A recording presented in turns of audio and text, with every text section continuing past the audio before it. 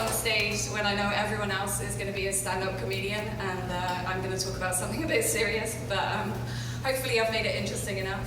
I wanted to talk to you tonight about our work, and I've kind of broken it down into 4 stories about immigration that I wanted to share. And the first story about immigration is my immigration journey. I don't know if you can tell from my accent, I'm not from here. Where do you think I'm from? Alabama. Yay! Someone got it. Anyone else from UK? Nobody? Okay, there we go. I'm alone. I was hoping my people might be here. Okay, so I'm from the UK, and the last 3 years of my life have been pretty dominated by the immigration system as I've got married, hooray, and moved over here. And yeah, it's been a litany of paperwork to fill in, huge amounts of money to pay, weird appointments and meetings, and getting all your friends to write a letter saying that your relationship is real, which is quite a strange request to make to people. So it's a really horrible process, and it feels very invasive, and it feels really awful. And it still isn't over, it continues to this day. So I was sharing that story with someone recently, and she told me that she came here as an asylum seeker as a child with her parents, and I'd literally just said the words, after what I've been through. Yeah, I felt mortified, and it's those moments where you realise the chasm between your bad day and other people's regular 9 to 5 and the way that they're living, the things that they have to deal with. And I think that brings us on to the second immigration story that I wanted to look at, the immigration story of asylum seekers. The idea that people who come here fleeing violence and persecution are thrown in jail, it's pretty mind-blowing, and that's really just a summary of how racism and white privilege affects our society, right? And that's what Freedom for Immigrants are dealing with. There's 55,000 people right now in immigration detention, and that's massively increased over the last 2 years. But this hasn't just happened over Trump. We need to remember that this is something that's been going for years and years and years. So what Freedom for Immigrants are trying to do, we've set up the largest visitation network in the US. We have 4,000 visitation volunteers, people just like you in the audience, going out and visiting people in immigration detention. Thank you. Every single week.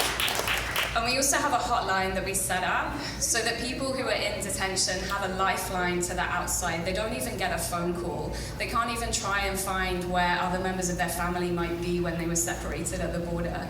So through our hotline, we're able to field those calls, help people find their families, but we're also able to start reports on the incredible number of human rights abuses that are taking place in these facilities. And let's be clear, immigration detention, thank you. Immigration detention has been set up deliberately to treat people badly so that they will give up on their asylum claims, legitimate asylum claims, but so they will give up and self-deport. So this system at every step of the way is intentionally causing suffering to people. And we've recorded human rights abuses like medical neglect, and things like sexual assault from guards that's going on within these prisons. But at least because we've been able to speak to people, we've been able to create reports and start getting the word out about what the reality is for people in there. Our theory of change is not just about providing immediate relief to people. We also believe that at the same time as providing these direct services, we have to tackle the root cause of immigration detention. So we've started making policy changes. The Dignity Not Detention Act became law last year. It limits the expansion of private prisons. Sorry, you're gonna go crazy when you hear what it actually is. Sorry. It halts the expansion of any immigration detention in California. And what we want to do is see other states start to take this act and make it law as well. And now we're working on the Done with Detention Act, because with the Done Act, we're done with detention. Yes, we should all be done with immigration detention. So the third story that I wanted to look at was the immigration story of the future. And when I tell you about this, some people have said I'm slightly melodramatic, but this is genuinely how I feel about it. So I want to create the scene for you. Okay, we're in the film Terminator 2. All right, that's the set. And here we are, I am Sarah Connor.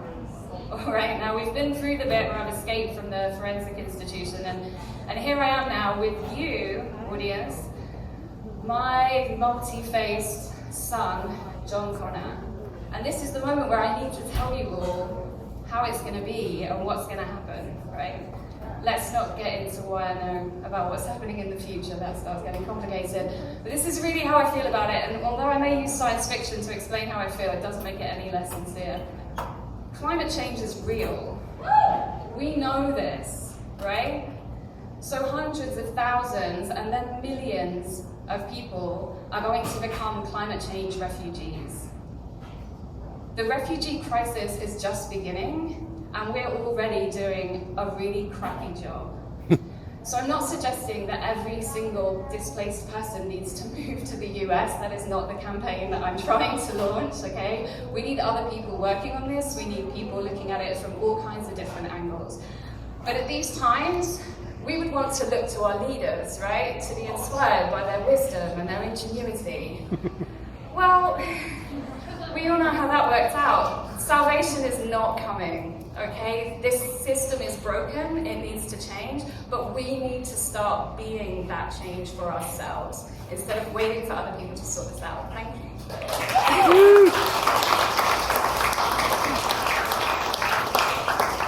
So let's dream about a fourth immigration story, the immigration story that we could make ourselves. We're already seeing community groups come together and start to help to sponsor people to get out of detention. Now, if someone wants to leave immigration detention, they need two things. They need a sponsor, somebody probably from the US, someone at least who has status, who's willing to say that that person can live with them for 6 months. Most of the time as well, they need to be able to provide food and lodging because the immigration system is punitive. So when someone claims asylum here, for the first 6 months, they're not allowed to work, right? So that's a real catch-22, isn't it? Come here because you're going to die wherever you are, but then when you get here, you will die. It's die or die, right? There's people have no option in this system. There's no way for them to win. So what we're doing is we're recruiting sponsors, people who have a spare room, people who are able to step up and say that they would be able to offer housing to somebody.